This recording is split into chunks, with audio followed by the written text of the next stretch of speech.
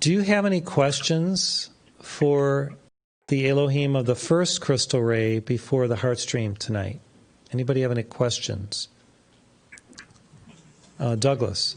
So my question is, each of the rays have a color and qualities. What is the color and the qualities of the first crystal ray? That's been asked so many times.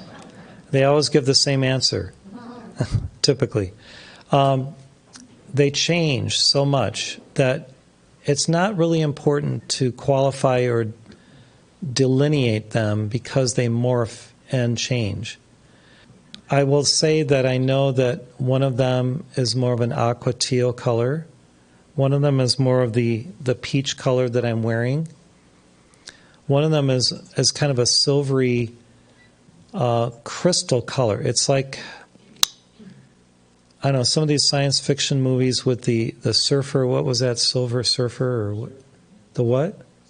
Silver Surfer.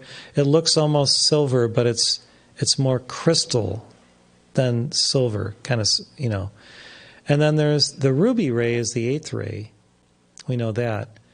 And beyond that, I'm really not going to say, but is it really important to know this? I don't know. Maybe for some of you it is. I think, though, that when you get into the crystal rays, it's more about formlessness and colorlessness, and you're in the frequency of it, and it's not so much of a color as a vibration and an intensity. Oh, the other color is more like an indigo. I didn't mention that one. So that's the 5 colors. So we've got aqua teal, we've got the peach, we've got the kind of the crystal silver, then there's the ruby, and then there's the indigo. It's kind of like, indigo is the best way I could describe it. It's kind of between blue and purple or violet. So what's more important than knowing exactly what color is what its purpose is and what it does and how you can relate to it and use it in your life. That's what I would like to know. Now, if meditating on a color is important to you, then I would do all of the rays simultaneously, to tell you the truth, because when you begin working with them, you morph from one to the other, and you go through all of them pretty quickly. It's hard to just stay on like the first crystal ray. You start to immediately start using all of them when you start to enter the first. So I think that, and what the masters are saying is that we use all of them. It's like when you play the piano, you're using your hand chakras with the crystal rays. I mean, it would be hard to play a Beethoven piece with one hand. So why isolate? And you're using your feet on the pedals. And you're using your heart chakra to infuse, the crystal ray here with the thymus to energize the music with feeling. So just playing the piano or the harp or, you're using 5 crystal rays right there. Had you ever thought of that? Well, you are. A harpist, he's got both hands going. He's got what do you call the thing that there's a pedal there too. And he or she is infusing through the music the love of his or her heart, angelic love, so that concurrent with the beautiful tones of the string that are being played, there's also this mystical, magical, miraculous sound that occurs that's very angelic. So we could go through many instruments and go through the same thing. Now, when you're singing, you have vocal cords. And you're putting, look at these opera singers. They're moving their hands. Some of them are acting in operas, and they're moving around the stage. So they're using their hands and their feet. And, of course, their voice is originating from the diaphragm and through the lungs and going out through the throat chakra, but it's passing right through that thymus, which is that point, the mystical crystal ray chakra where this amazing sound comes forth. So I think we should, and the Elohim are saying, don't worry about so much one linear type of thought process about what is the color of this ray? Use all of them. And glorify God with all of them. You don't stop and do one of the 5 Tibetan rites. I mean, you could just spin all day long. But I would rather do all of them to have the full flexibility, right? So use all of the crystal rays. Okay, hopefully that answers your question. But at least you got most of the colors. But they morph and change into each other. It's like a Mobius strip. You've seen those Mobius strips where it turns and it's like never ending because it's twisted, right? You know what I'm talking about, right? Okay. That's kind of like what the secret rays or the crystal rays are. Okay, any other questions? Yeah, Lisa. Thank you. In your initial comments this evening, you talked and encouraged us to become like the Elohim. Could you give us some description? What it's like to be an Elohim? You are a mother. You were part of the creation of 2 beautiful sons. When you went into ecstasy with your husband, and there was the implanting within you of his seed, that was an action of co-creation. Procreation, which is also co-creation. And then for 9 months, there was the gestation of this beautiful being within you. And then you gave birth to a son, and then another son, 3, 4 years later. That is like being an Elohim. So little did you know that you were becoming Elohimic as you were becoming a mother. You were experiencing the divine aspect of creation within you as a holy daughter of God, given that right to co-create with your partner, with love, with, there is attraction. It's a good thing, right? We wouldn't have a planet, wouldn't have a population without that attraction. So there's an attraction.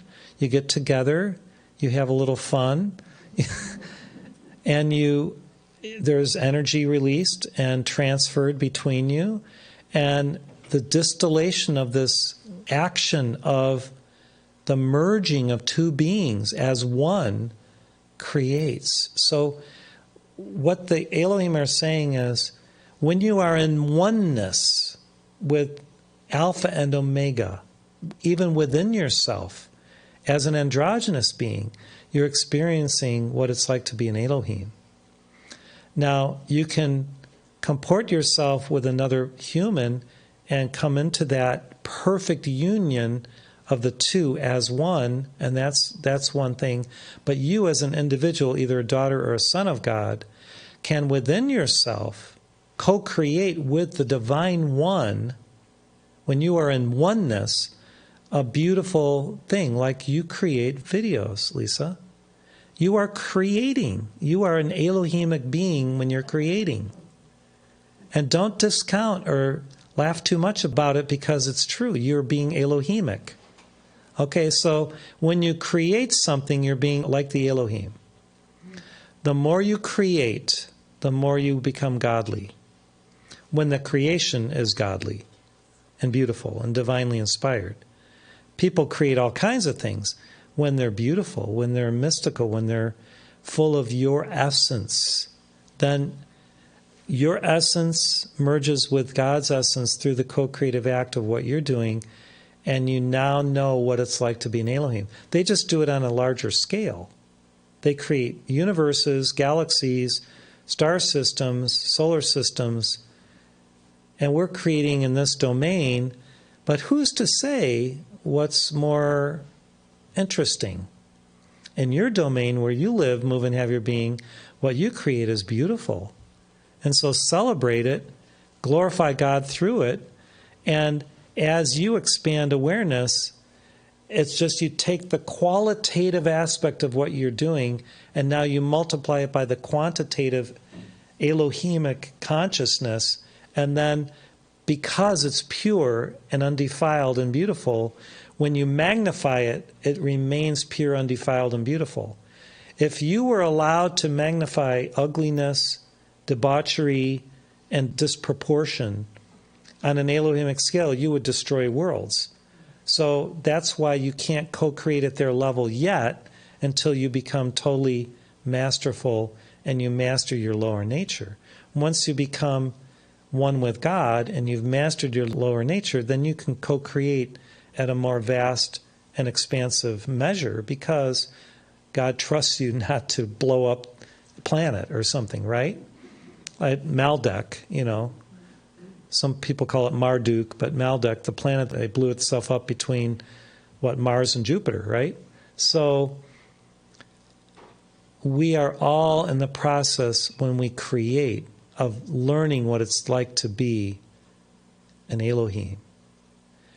It's just they're doing it on a grander scale.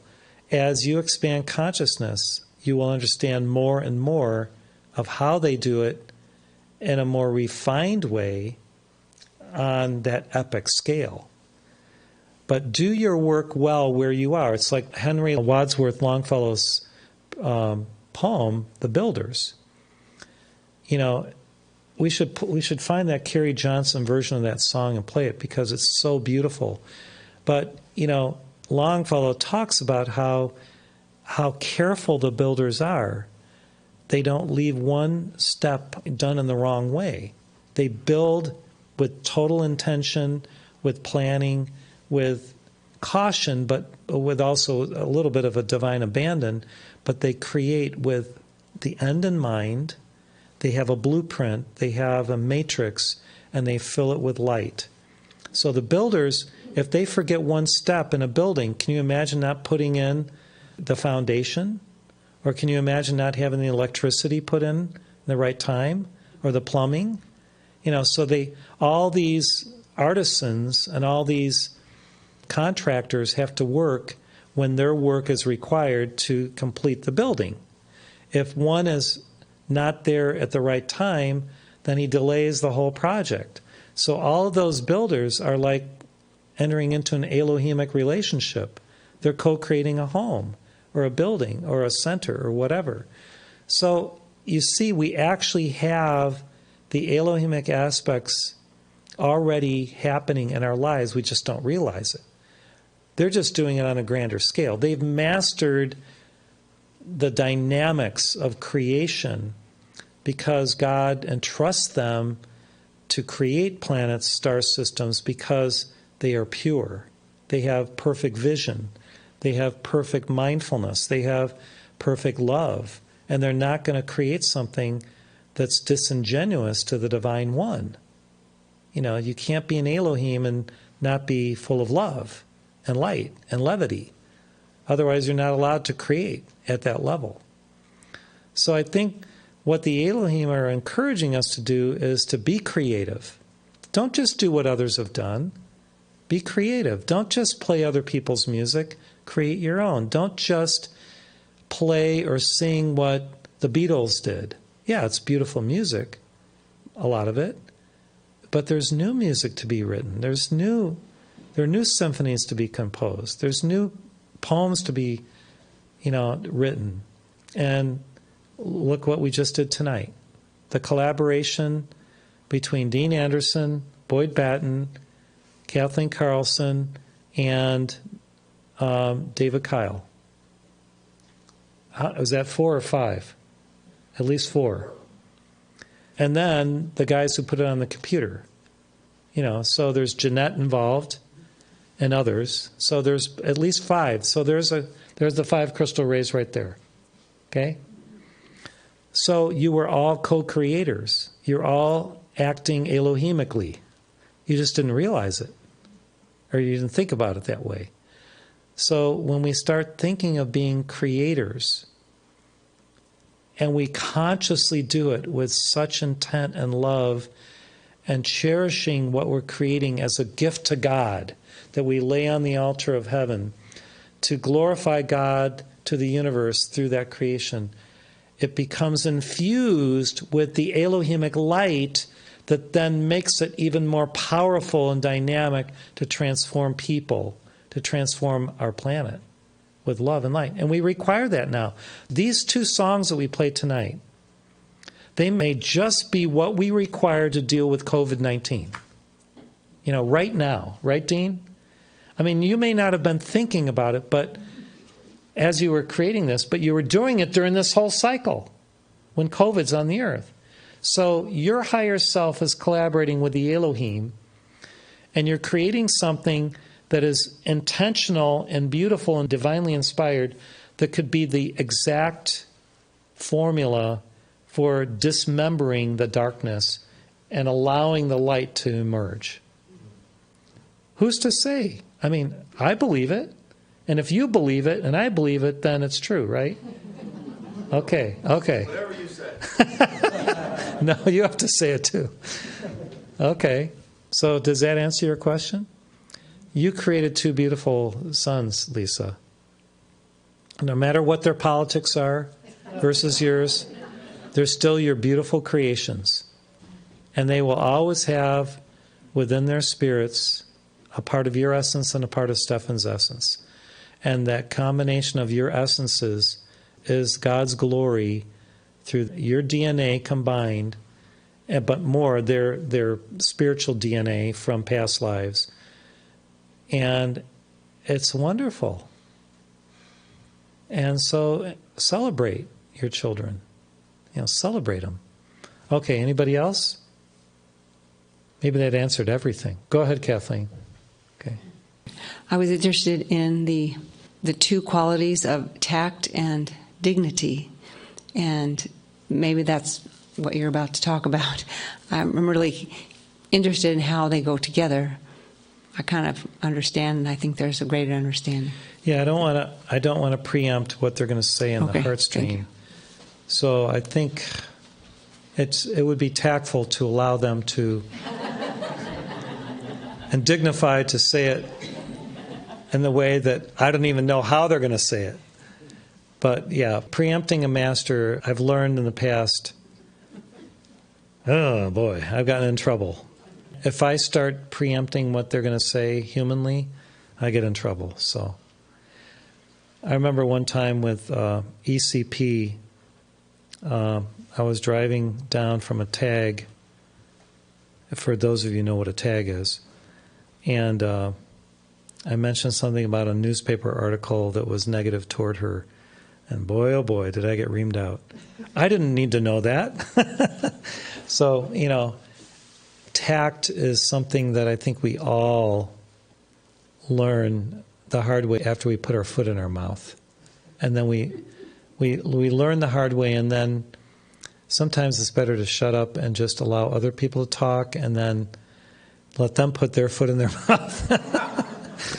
And so you see a lot of very wise people that don't say as much because they're always observant. And then they learn by everyone else's wisdom and mistakes.